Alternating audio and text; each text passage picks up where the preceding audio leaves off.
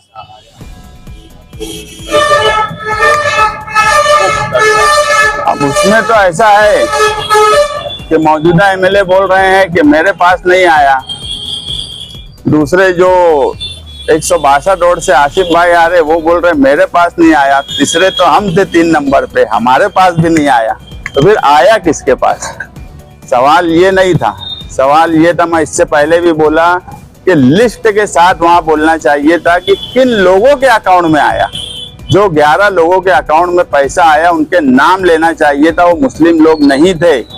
और उस पर छावनी में एफआईआर हुई, वो एफआईआर लेकर वहां अगर वो बात रखते कि इन 11 लोगों के अकाउंट में पैसा आया है, इनकी चौकसी करो। जो बात किरीट सोमैया बोल रहा है, जो बात नीतीश राणे बोल रहा है, वही बात ये भी असेंबली में बोल रहे हैं।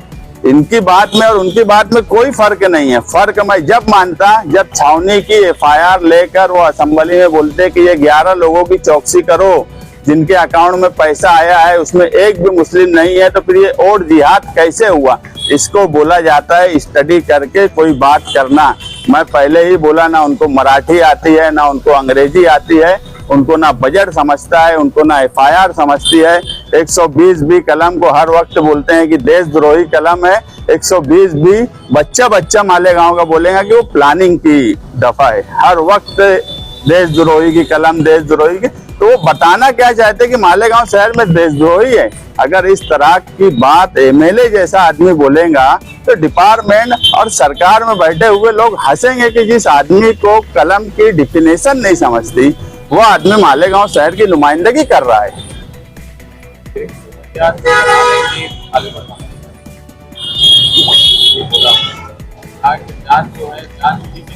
की औलाद को महाराष्ट्र में रहने नहीं दिया जाएगा। मुझे बताओ कि हिंदुस्तान में कौन सी एजेंसी पर हम भरोसा कर सकते हैं? मैं मानता हूँ किसी एजेंसी पर भरोसा नहीं किया जा सकता। अगर कुछ भरोसा किया जा सकता है तो सिर्फ और सिर्फ न्यायालय पे, कोर्ट पर ही हम भरोसा कर सकते हैं। एजेंसी पे तो हमको कतई भरोसा नहीं है।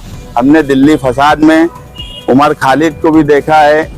बहुत से ऐसे लोग हैं जो लोग एनआरसी के वक्त अपनी अपनी तहरीकें चला रहे थे, आज सबकी जबान एजेंसियों ने बंद की है। एजेंसियां सरकार के दबाव में काम करती हैं, इसलिए हमको एजेंसी पे कतई भरोसा नहीं है। और ये जो बोलते हैं कि एटीएस को आने दो, एनआईए को आने दो, ये सरकार की जुबान बोलते हैं। जो सरकार चाहती है वो बोलते हैं। ये कभी मुखालफत इसलिए नहीं करते कि इनका खुद का तालमेल है, सरकार में बैठे हुए लोगों के साथ इनका तालमेल है। दिल्ली की नीयत छिछड़े में है। सिर्फ 2, 5, 10 करोड़ ठेकेदारी और कमीशन खोरी के लिए मुझे मिल जाए, इसके अलावा उनकी कोई नीयत नहीं रहती। नहीं तो मुझे आज हिंदुस्तान में बताओ, अगर अबू आसिम आजमी साहब सस्पेंड नहीं होते तो मालेगांव का एसआईटी का सवाल आज क्वेश्चन लगा होता, जिसपे सरकार को बात बोलना पड़ती। मगर अफसोस हमारे लिए ये हो गया कि इस बजट अजलास में उन्हें बगैर कानून और कानून का गलत इस्तेमाल करके सस्पेंड किया गया। तो मैं यही बात बोलता हूं कि मौजूदा एमएलए, सरकार में बैठे हुए लोग हो, किरीट सोमैया हो, नीतीश राणे हो, इनकी हर वक्त तारीफ ही करेंगे। ये जो बात बोलेंगे वही बात बोलेंगे। एक बात का मैं एक जुमला असेंबली में बोला हुआ कि किरीट, मैं फिर दोबारा बोलूंगा, किरीट सोमैया को मालेगांव आने के बाद गुमान हुआ मालेगांव वालों को देखकर।